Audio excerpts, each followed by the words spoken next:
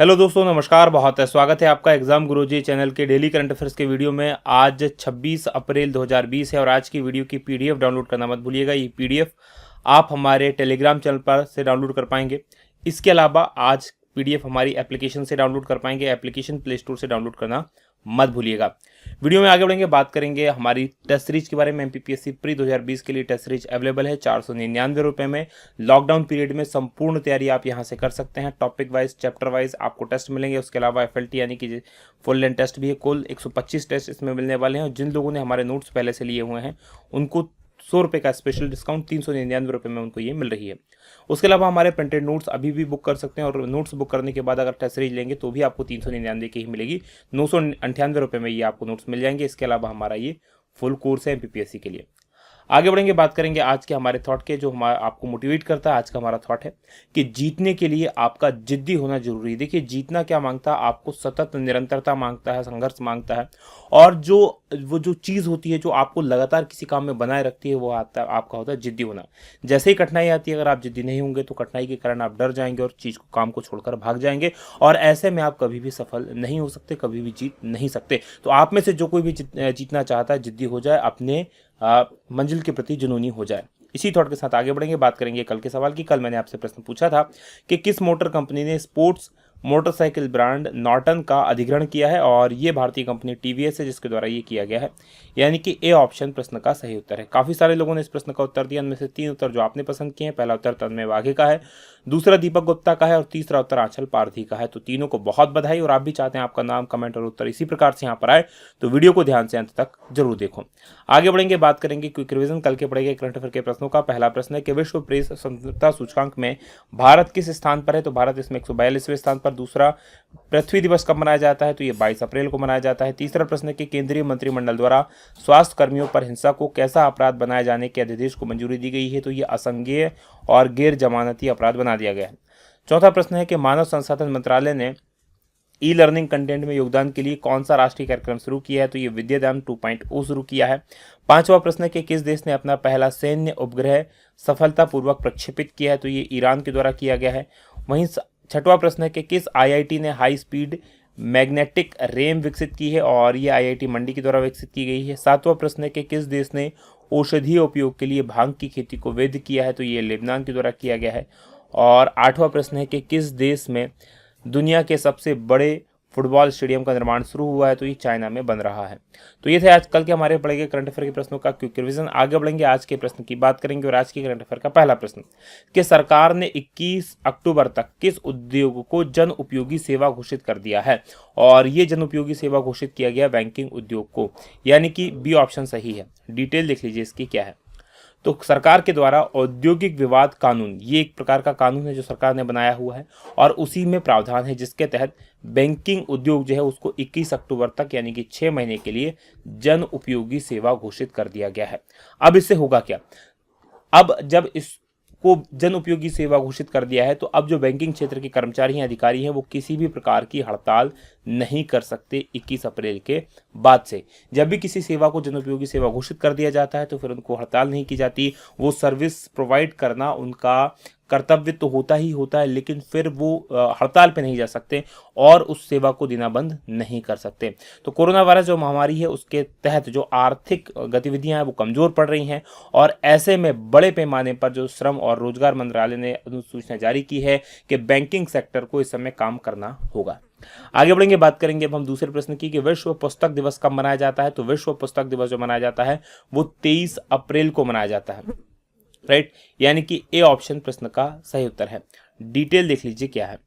तो प्रत्येक साल 23 अप्रैल को विश्व पुस्तक दिवस यानी कि वर्ल्ड बुक डे के रूप में मनाया जाता है और यूनेस्को द्वारा इस वर्ष जो है मलेशिया की राजधानी कुआलालंपुर जो है उसको विश्व पुस्तक राजधानी 2020 के रूप में भी नामित किया है। तो ये आपसे प्रश्न पूछा जा सकता है कि विश्व पुस्तक राजधानी 2020 किसको नामित किया गया, तो कुआलालंपुर जो कि मलेशिया की राजधानी है उसको नामित किया गया है। और कौन इसको नामित करता है, तो यूनेस्को नामित करता है। इस बार के विषय की बात करें तो इस बार की थीम है के.एल. बाका केयरिंग थ्रू रीडिंग। आगे बढ़ेंगे, बात करेंगे अब हम तीसरे प्रश्न की कि राष्ट्रीय पंचायती राज दिवस कब मनाया जाता है। तो राष्ट्रीय पंचायती राज दिवस मनाया जाता है 24 अप्रैल को, यानी कि बी ऑप्शन प्रश्न का सही उत्तर है। डिटेल देख लीजिए क्या है। तो देश भर के अंदर हर साल 24 अप्रैल को राष्ट्रीय पंचायती राज दिवस के रूप में मनाया जाता है, ये आपको याद रखना है। और देश में पहली बार अप्रैल 2010 में राष्ट्रीय पंचायती राज दिवस या राष्ट्रीय स्थानीय सरकार दिवस मनाया गया था, यानी इसकी शुरुआत 2010 से हुई मनाया जाना। और प्रधानमंत्री नरेंद्र मोदी ने राष्ट्रीय पंचायती राज दिवस 2020 पर जो पंचायतों के सरपंच हैं, ग्राम पंचायतों को संबोधित किया ऑनलाइन वीडियो कॉन्फ्रेंसिंग के माध्यम से, और एकीकृत ई ग्राम स्वराज पोर्टल और एक मोबाइल ऐप भी लॉन्च किया गया है प्रधानमंत्री जी के द्वारा देश भर की पंचायतों के लिए। क्यों मनाया जाता है 24 अप्रैल को? क्योंकि 24 अप्रैल 1993 को 73वां संविधान संशोधन 1992 जो कि पंचायत राज अधिनियम से संबंधित है, और 74वां किससे संबंधित है? नगरीय निकायों से संबंधित है। तो इसी दिन 73वां संविधान संशोधन लागू हुआ था, पंचायती राज व्यवस्था लागू हुई थी। आगे बढ़ेंगे, चौथे प्रश्न की बात करेंगे कि पंचायत राज दिवस पर प्रधानमंत्री नरेंद्र मोदी ने भारत के ग्रामीण क्षेत्रों के लिए किस योजना की घोषणा की है? तो एक नई योजना की घोषणा की है, और इस योजना का नाम है प्रधानमंत्री स्वामित्व योजना, यानी कि डी ऑप्शन प्रश्न का सही उत्तर है। डिटेल देख लीजिए ये योजना क्या है। तो पंचायत राज दिवस के अवसर पर 24 अप्रैल को प्रधानमंत्री नरेंद्र मोदी ने भारत के ग्रामीण क्षेत्रों के लिए स्वामित्व योजना की घोषणा की है, और इसको अभी पायलट प्रोजेक्ट के रूप में 6 राज्यों में लागू किया जाएगा। कहाँ पर? उत्तर प्रदेश, महाराष्ट्र, कर्नाटक, हरियाणा, मध्य प्रदेश, उत्तराखंड। पहले प्रायोगिक तौर पर लागू होगी, उसके बाद इसको फुल फ्लेश लागू किया जाएगा। इस योजना के तहत क्या होगा कि जो गांव हैं सभी गांवों में ड्रोन के माध्यम से गांव की संपत्तियों का मानचित्रण किया जाएगा, और उसके बाद उन गांव के लोगों को उस संपत्ति का मालिकाना प्रमाण पत्र दे दिया जाएगा। अभी तक क्या होता था, जैसे आप बैंक में जाते हैं, अपनी जमीन को, गांव में किसी का मकान है उसको कोलेट्रल के रूप में रखना चाहते हैं, यानी अगर वो संपत्ति के रूप में उसको वहां रखना चाहते हैं, गिरवी रखना चाहते हैं, जिसके द्वारा आप बैंक वगैरह से लोन ले सके, तो ऐसा बैंक के आपका जो है स्वामित्व उस पर नहीं मानती है, क्योंकि आपके पास आपकी जमीन का गाँव के अंदर जो जहाँ रहते हैं उस जगह का, खेतों का तो आपके पास प्रमाण पत्र होता है, लेकिन गांव के घरों का कोई प्रमाण पत्र नहीं होता।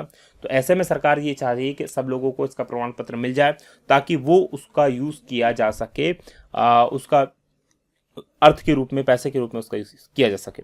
आगे बढ़ेंगे, बात करेंगे हमारे 5वें प्रश्न की कि विश्व मलेरिया दिवस कब मनाया जाता है? तो विश्व मलेरिया दिवस जो मनाया जाता है वो मनाया जाता है 25 अप्रैल को, यानी कि सी ऑप्शन प्रश्न का सही उत्तर है। डिटेल देख लीजिए क्या है। तो हर साल 25 अप्रैल को विश्व मलेरिया दिवस के रूप में मनाया जाता है, और 25 अप्रैल को मलेरिया पर नियंत्रण करने के लिए विश्व के प्रयास के रूप में इसको मनाया जाता है। स्वास्थ्य मंत्रालय ने जीरो मलेरिया की शुरुआत मेरे साथ, ये कार्यक्रम बनाया है, जीरो मलेरिया की शुरुआत मेरे साथ। इसके तहत ये एक अभियान चलाया है, इसके तहत मलेरिया को समाप्त करने के लिए प्रत्येक व्यक्ति शपथ ले, ऐसा स्वास्थ्य मंत्रालय ने कहा है। बात होगी 6वें प्रश्न की कि किस देश में ऑक्सफोर्ड विश्वविद्यालय द्वारा विकसित नोवल कोरोना के टीके का परीक्षण शुरू हुआ है? तो ऑक्सफोर्ड विश्वविद्यालय आपको पता होना चाहिए यूनाइटेड किंगडम यानी कि यूके में है, और इसका परीक्षण भी वहीं शुरू हुआ है, यानी कि ब्रिटेन में। सी ऑप्शन प्रश्न का सही उत्तर है। डिटेल देख लीजिए क्या है। तो नोवल कोरोना संक्रमण के बचाव के लिए ऑक्सफोर्ड विश्वविद्यालय, इसके द्वारा एक टीका विकसित किया गया है, और इस पर मनुष्य पर इसका परीक्षण ब्रिटेन में शुरू हुआ है। वैज्ञानिकों ने इस टीके को 80% सफल बताया है, और ये टीका हानि रहित चिंपांजी वायरस, एक वायरस होता है चिंपांजी वायरस, इससे बनाया गया है। बात 7वें प्रश्न की होगी कि किनके द्वारा मुख्य सतर्कता आयुक्त के रूप में शपथ ली गई है? और मुख्य सतर्कता आयुक्त के रूप में शपथ ली है संजय कोठारी ने, यानी कि ए ऑप्शन प्रश्न का सही उत्तर है। डिटेल देख लीजिए क्या है। तो भारतीय प्रशासनिक सेवा यानी आईएएस, इसके पूर्व अधिकारी रहे संजय कोठारी, और इन्होंने मुख्य सतर्कता आयुक्त के रूप में शपथ ली, और राष्ट्रपति रामनाथ कोविंद जी के द्वारा इन्हें शपथ दिलवाई गई है। राष्ट्रपति भवन में इन्होंने अपनी पद और गोपनीयता की शपथ ली है। केंद्रीय सतर्कता आयुक्त की बात करें तो ये सीवीसी भ्रष्टाचार गतिविधियों पर निगरानी रखने की एक स्वायत्त संस्था है। स्वायत्त संस्था वो होती है जो अपने निर्णय स्वतंत्र रूप से ले सकती है। ये भारत में भ्रष्टाचार रोधी सर्वोच्च सरकारी निकाय है, यानी कि सबसे बड़े संस्थान है जो भ्रष्टाचार के खिलाफ काम करता है। 1964 में सरकार में होने वाले भ्रष्टाचार से निपटने के लिए इसको स्थापित किया गया था। आगे बढ़ेंगे, बात होगी 8वें प्रश्न की कि किस कंपनी ने रिलायंस जियो की 9.99% हिस्सेदारी खरीदी है? और ये जो हिस्सेदारी खरीदी गई है ये फेसबुक के द्वारा खरीदी गई है, यानी कि डी ऑप्शन सही है। डिटेल देख लीजिए क्या है। तो फेसबुक ने रिलायंस जियो यानी कि रिलायंस इंडस्ट्रीज लिमिटेड की जो दूर संचार कंपनी है उसके 9.99% यानी लगभग 10% हिस्से की खरीदारी कर दी, इसको खरीद लिया है। ये जो डील हुई है 5.7 बिलियन अमेरिकी डॉलर का सौदा हुआ है, और जियो प्लेटफॉर्म्स का प्री मनी एंटरप्राइज वैल्यू जो है 4.62 लाख करोड़ रुपए आंका गया है, यानी पूरा जियो जो जियो प्लेटफॉर्म है पूरा उसका प्राइस है ये। अब जियो प्लेटफॉर्म की बात करें तो इसमें क्या क्या शामिल है, इसमें शामिल है रिलायंस जियो इन्फोकॉम यानी कि जियो की सिम जिसको आप यूज़ करते हैं, इसके अलावा जियो मार्ट, जियो सावन जो म्यूज़िक ऐप है, जियो सिनेमा जो भी एक मूवीज़ वगैरह के लिए ऐप है, और इसी प्रकार की काफ़ी सारी जियो की जो जितनी भी डिजिटल ऐप्स हैं वो सब इसमें शामिल हैं। बात करेंगे अब हम 90 प्रश्न की कि वर्चुअल कोर्ट के जरिए अदालतों में सुनवाई शुरू करने वाला पहला राज्य कौन सा बन गया है, और ऐसा करने वाला पहला राज्य बन गया है उत्तर प्रदेश, यानी कि बी ऑप्शन सही है। डिटेल लिख लीजिए क्या है। तो उत्तर प्रदेश आभासी अदालतों में सॉफ्टवेयर के जरिए मुकदमों की सुनवाई करने वाला देश का पहला राज्य बन गया है, और इसके साथ जो इलाहाबाद हाई कोर्ट है और अन्य अदालतों में वीडियो कॉन्फ्रेंसिंग के माध्यम से मुकदमों की अब सुनवाई हो सकेगी। इसके लिए अलग से एक सेवा की व्यवस्था की गई है, और इनमें बिना इंटरनेट कनेक्शन के वीडियो कॉन्फ्रेंसिंग के माध्यम से अदालती कार्रवाई होगी ताकि किसी प्रकार का व्यवधान ना आए। आगे बात करेंगे अब हम उत्तर प्रदेश की। तो मैप में देख लीजिए, यहाँ पर उत्तर प्रदेश है, मध्य प्रदेश की भारत की सबसे ज़्यादा आबादी वाला ये राज्य है। राजधानी इसकी लखनऊ है, मुख्यमंत्री योगी आदित्यनाथ है, बीजेपी की सरकार है, राज्यपाल यहाँ की आनंदीबेन पटेल है। लोकसभा की 80 सीटें हैं, राज्यसभा की 31 सीटें हैं, विधानसभा की 403 सीटें हैं, और विधान परिषद भी जिसमें 100 सीट है। प्रमुख राष्ट्रीय उद्यानों की बात करें तो दुधवा नेशनल पार्क है, नेशनल चंबल अभ्यारण्य है, पीलीभीत टाइगर रिजर्व है, और नवाबगंज पक्षी विहार है। यहाँ के प्रमुख बांधों में रेहंद बांध है जो कि रेहंद नदी पर बना हुआ है, माता टीला बांध जो बेतवा नदी पर, जुर्गो बांध जो कि जुर्गो नदी पर बना है। आगे बढ़ेंगे, बात करेंगे अब हम 10वें प्रश्न की कि किसके द्वारा निर्मित कोरोना जांच के लिए देश की पहली मोबाइल लैब का उद्घाटन किया गया है, और देश की पहली मोबाइल लैब इसका जो उद्घाटन किया गया वो किया गया है DRDO के द्वारा, यानी कि ए ऑप्शन प्रश्न का सही उत्तर है। डिटेल देख लीजिए क्या है।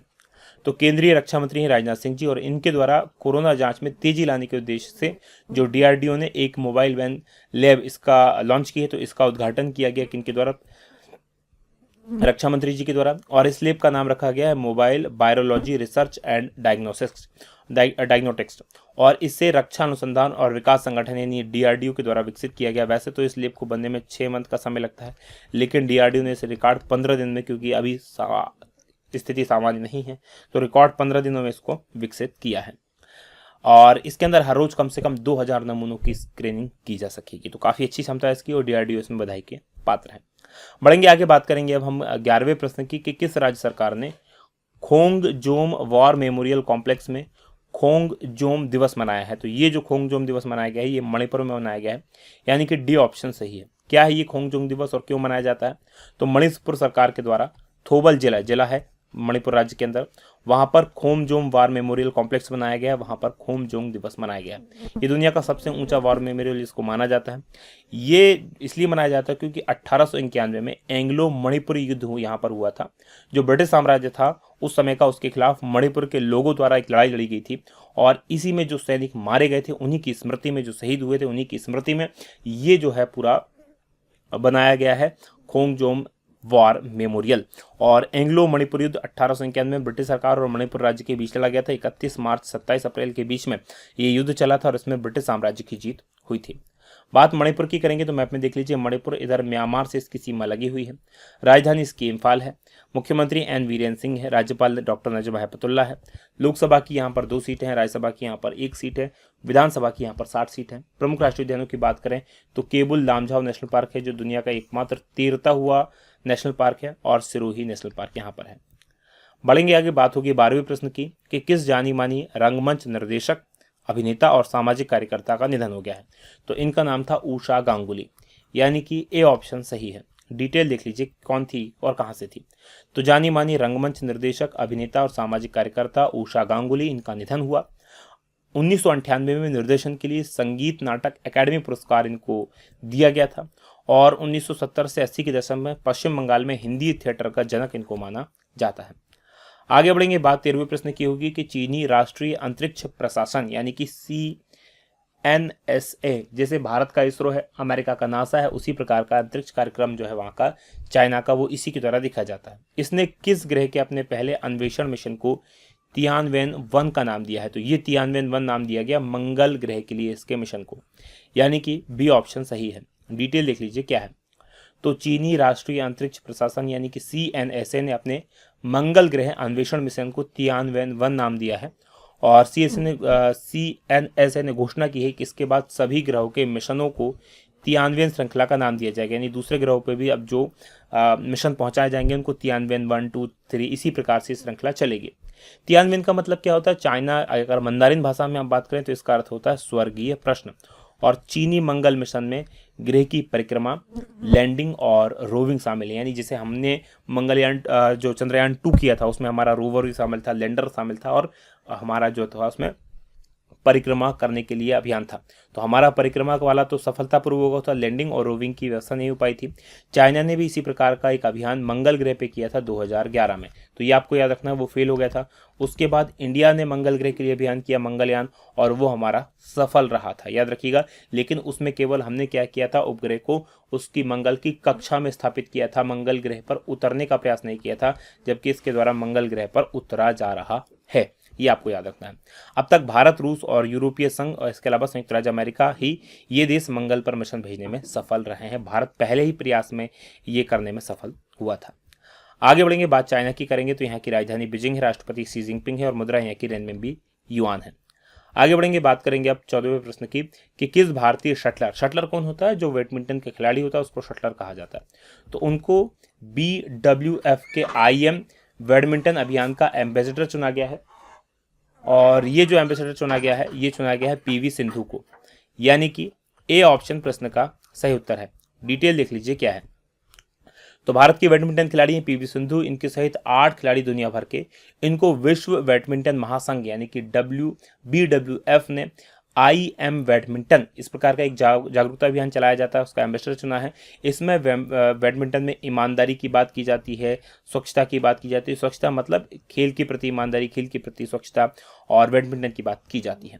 PV सिंधु बैडमिंटन चैंपियन बनने वाली पहली भारतीय हैं, ये आपको याद रखना है, विश्व बैडमिंटन चैंपियन बनने वाली। IM बैडमिंटन अभियान बैडमिंटन वर्ल्ड फेडरेशन यानी कि BWF द्वारा शुरू किया गया जागरूकता कार्यक्रम है, और इस अभियान में खिलाड़ियों को बैडमिंटन खेल के प्रति अपना लगाव और सम्मान व्यक्त करने का मंच दिया जाता है। आगे बढ़ेंगे, बात 15वें प्रश्न की होगी कि 2022 में होने वाले किन खेलों के संस्करण का नया लोगो जारी किया गया है, और ये लोगो जारी किया गया है वर्ल्ड गेम्स, जो कि अब 2022 में होंगे। पहले 2021 में इनका होना प्रस्तावित था। डिटेल देख लीजिए इनके क्या है। तो अमेरिका के बर्मिंघम जगह का नाम है, वहां पर अलाबामा, इसमें आयोजित होने वाले वर्ल्ड गेम्स के 11वें संस्करण को कोरोना महामारी के कारण 1 साल के लिए स्थगित किया गया है। अब स्थगित करने के बाद में इसके नए लोगो और नए टाइटल का अनावरण किया गया है द वर्ल्ड गेम्स के नाम से, और 2022 में आयोजित होना है। पहले ये जुलाई 2021 में आयोजित होना था, लेकिन अब ये 7 से लेकर 11 जुलाई 2022 में आयोजित होगा। वर्ल्ड गेम्स का पहली बार के आयोजन की बात करें तो 1981 में सांता क्लारा, कैलिफोर्निया, संयुक्त राज्य अमेरिका यानी कि USA में ही इसका सबसे पहला आयोजन हुआ था। ये था आज का हमारा करंट अफेयर। आज का हमारा सवाल है कि सिविल सेवा दिवस कब मनाया जाता है, तो कमेंट करके जरूर बताइएगा कि सिविल सेवा दिवस कब मनाया जाता है, और अब से आपके जो वीडियोज रहेंगे वो कंटिन्यू रहेंगे। ये वीडियो हम करेंगे यही समाप्त। आप लोगों का बहुत बहुत धन्यवाद। जय हिंद, जय भारत।